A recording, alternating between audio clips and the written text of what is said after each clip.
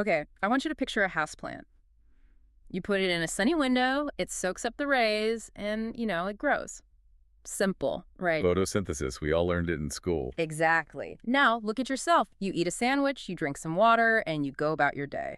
We like to think we're fundamentally different from that plant. We run on calories, they run on light. Well, that is the standard biological distinction. Animals eat, plants absorb. Right. But what if that distinction is, well, what if it's wrong? Or at least a lot blurrier than we think. What if humans are actually capable of, I don't know, eating light? It's a provocative way to start, but that is exactly where we're heading. We are exploring the idea that human biology is far more dependent on light, specifically certain spectrums of light, than we ever learned. And not just for vitamin D. No, not at all. For actual energy production. So today we're doing a deep dive into red light therapy. And I'll be honest, right off the bat, when I first saw the research for this, my snake oil alarm started ringing loudly. It sounds like something you'd see on a late-night infomercial, Just stand in front of this red bulb and cure all your ailments. The skepticism is completely warranted. I mean, if you just look at the marketing online, it looks like magic. Yeah. And science, well, science generally hates magic. You're right. So, to keep us honest, we're looking at two very different sources today. We've got Red Light Therapy, Miracle Medicine by Mark Sloan, which, let's be real, is not a subtle title. No, Sloan is the enthusiast. He is the hype man. Enthusiastic is putting it mildly. He calls it the safest and most powerful form of therapy ever developed. But then we're balancing that with The Ultimate Guide to Red and Near-Infrared Light Therapy by Whitten. Right, and Whitten seems to be much more of a pragmatist. He's the guy bringing the spreadsheets and the dosage charts to the party. Exactly. Whitten is trying to move us away from magic and toward mechanics. He acknowledges the benefits, but he focuses heavily on the how. Yes, the nitty-gritty. So our mission today is to figure out, is this just New Age mumbo-jumbo? Or is there actually a biological switch inside us that gets flipped when we stand in front of a red panel? Because if Sloan is right, this could fix everything from wrinkles to brain health. And if Whitten is right, it can do those things, but only if you treat it like a prescription drug. With the right dose. The right dose, the right timing. It's not just about, bathing in red light and hoping for the best. Okay, let's unpack this. Before we get into the how-to, and we have some very specific protocols to cover later, we have to understand the mechanism. Because I think for most people, the idea that light can heal a wound or make a muscle recover faster it doesn't compute. It doesn't. We get that UV light burns us, but how does red light feed us? Yeah. To understand that, we have to zoom way in, down to the cellular level. You remember the mitochondria from high school biology? That a powerhouse of the cell. It's the one thing everyone remembers. Exactly. The mitochondria produce ATP adenosine triphosphate. That's the energy currency of your body. Yeah. Everything you do, from thinking a thought to beating your heart, it costs ATP.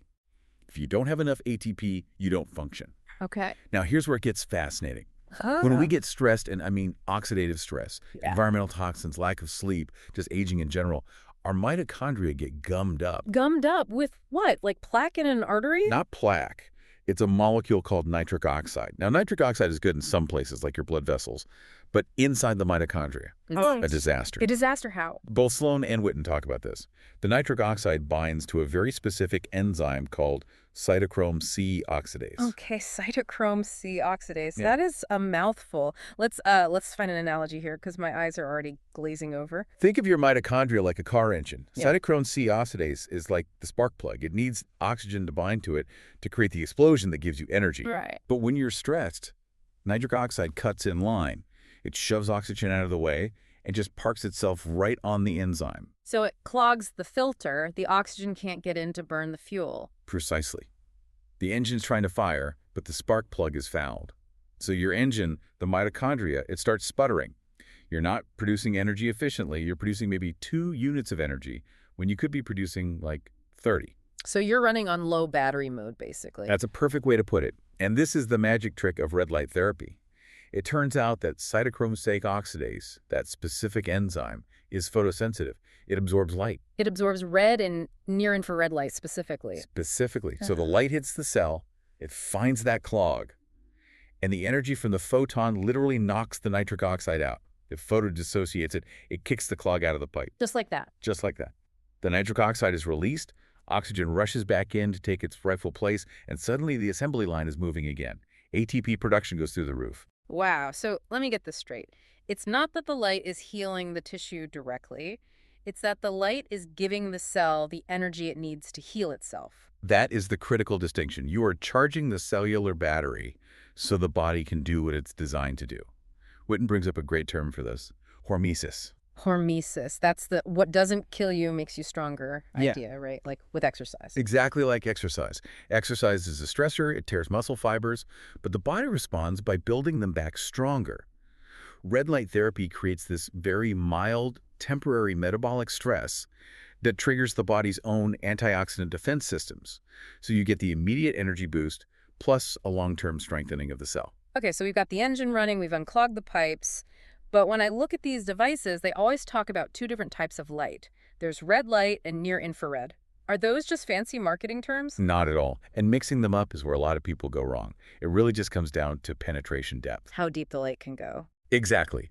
Visual red light, the stuff you can see usually between 630 and 680 nanometers, is mostly a surface player. It hits the skin and, for the most part, stops there. So this is the vanity light for skin. Let's call it the aesthetic and structural light.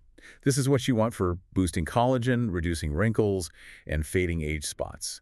But it's also huge for wound healing. It helps regulate inflammation on the surface. And hair loss, right. I saw that mentioned. Yes. It prolongs the anagen phase, the growth phase of the hair follicle. It basically tells the hair stem cells to keep growing. Okay, so that's the visible red. What about near infrared? That's the invisible stuff. Right. NIR sits around 800 to 880 nanometers. Yeah. And because the wavelength is longer, it can punch through the skin, it goes deep, it reaches muscle tissue, tendons, organs, and yes, it can even penetrate bone. That is wild. Yeah. So when athletes use this, they're not really using it for their skin. They're using the invisible light for their muscles. Exactly. And the benefits there are twofold. First, you have that battery charging effect, clearing lactic acid, delaying fatigue. But Whitten points out something even cooler, mitochondrial biogenesis. Which means? It means making new mitochondria. You aren't just charging the old batteries, you're building a bigger battery pack. That explains why pro athletes are all over this. But you mentioned bone penetration. This is where it gets really sci-fi for me. You're telling me I can shine a light on my head and it helps my brain. The skull is thick, but NIR light can get through. There's a lot of research suggesting neuroprotective effects, potentially helping with conditions like Alzheimer's and Parkinson's. But even for the average person, it can target the prefrontal cortex. The part for mood and focus. Yes. There are studies showing it can help with depression and anxiety. Yeah. But, and there's a big but, you have to get the light to the scalp. And hair, well, hair blocks light. That makes sense. So a big panel might not do much for the brain if you have a full head of hair. Right. You either need to target the forehead or the base of the neck. Or use a specialized device like the Vielight that has little prongs to get through the hair. Okay, we've covered the science. Now I want to get into the drama. We have these two authors, Sloan and Whitten, and they really seem to come from different planets. They do. Mark Sloan, the author of Miracle Medicine, he's the extreme enthusiast. He claims there are over 50,000 scientific studies backing this. 50,000? That sounds high, like really high. It's likely inflated. Reviewers of his work point out this probably comes from just searching for any paper mentioning the word light, which is a bit of a logical fallacy. It's looking at quantity over quality. Right. Just because a paper mentions light doesn't mean it's a study on red light therapy. And that's where Sloan gets controversial. He has very strong anti-establishment stance. He argues that the medical system is a leading cause of death, that cancer is purely metabolic. He's very black and white. Yeah, the source material mentions he promotes some controversial figures. It feels a bit like he's saying, the doctors are lying, buy this light instead. It definitely leans into that narrative. But we have to be careful to separate the messenger from the message. Just because Sloan might be overstating things doesn't mean the underlying therapy isn't valid. But you have to take his miracle claims with a huge grain of salt. And that's where Ari Whitten comes in. He's the guy saying, okay, put the pitchforks down, let's look at the dosage. Whitten is the pragmatist. His biggest contribution is this concept of the biphasic dose response. Biphasic dose response, what does that mean? It's the Goldilocks principle. With red light therapy, more is not always better. There's a sweet spot. Yeah. If you get too little light, nothing happens. You get the right amount, you get all these benefits. But if you get too much? If you overdose, if you stand there for an hour, you can actually inhibit the benefits. You can stress the cells too much and negate the positive effects. So you can't just sleep under these lights and wake up as a superhero? No. In fact, you might wake up with less benefit than if you'd just done 10 minutes. It really contrasts with that miracle cure vibe where people think, if it's good, tons of it must be great. Okay, that's a perfect segue into the practical stuff. Because if there is a Goldilocks zone, I want to know where it is. Let's run through a few common scenarios. Say someone's listening and thinking, I want better skin. What do they do? Okay, for skin, remember, we want the red light. And because skin is on the surface, we don't need intense power. So Whitten brings up the inverse square law. Which just means distance matters a lot. Exactly. The further away you are, the weaker the intensity becomes. Yeah. So for anti-aging, you actually want to be further away, about 18 to 36 inches from the panel.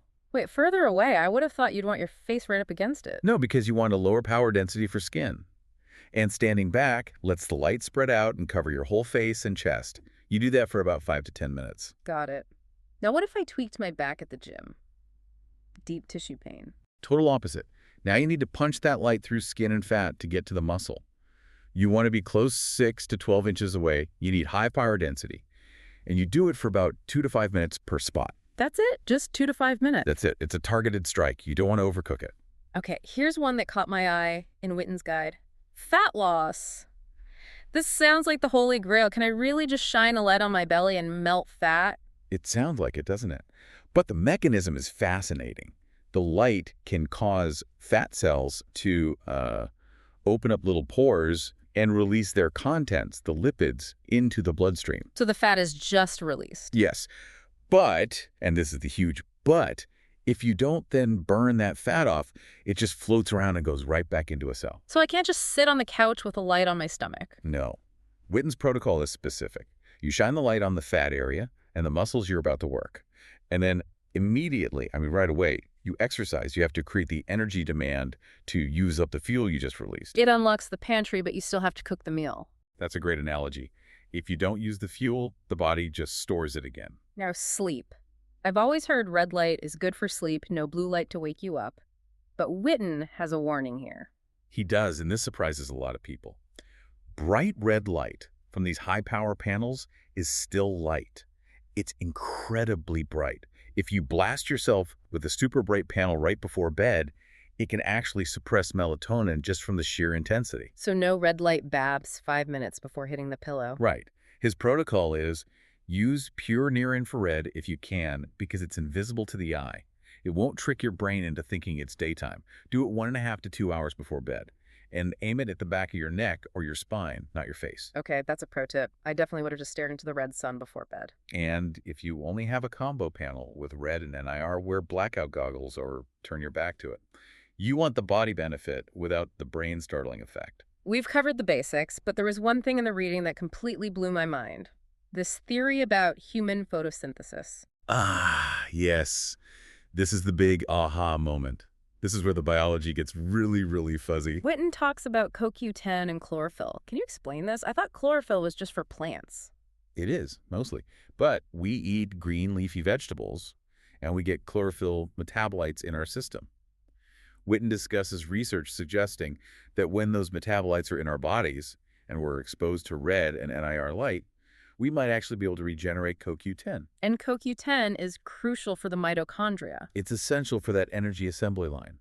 If this theory holds up, it implies that humans can essentially harness solar energy via the chlorophyll we eat to recharge our own cellular batteries. That is insane. It blurs the line between animals and plants. We aren't just eating food for energy. We might literally be eating light as long as we have the greens in our system. It really challenges biological dogma.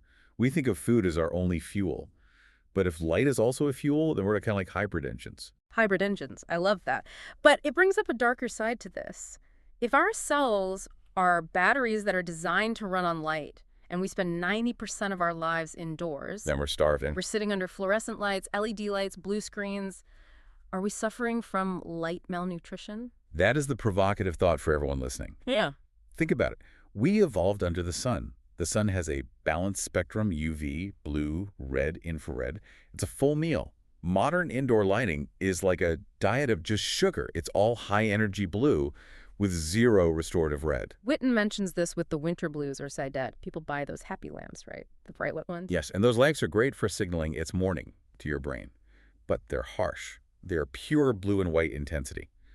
Whitten suggests that if you use those, you should use a red and NIR device alongside it. To buffer the damage. Exactly. In nature, you never get blue light without red and infrared.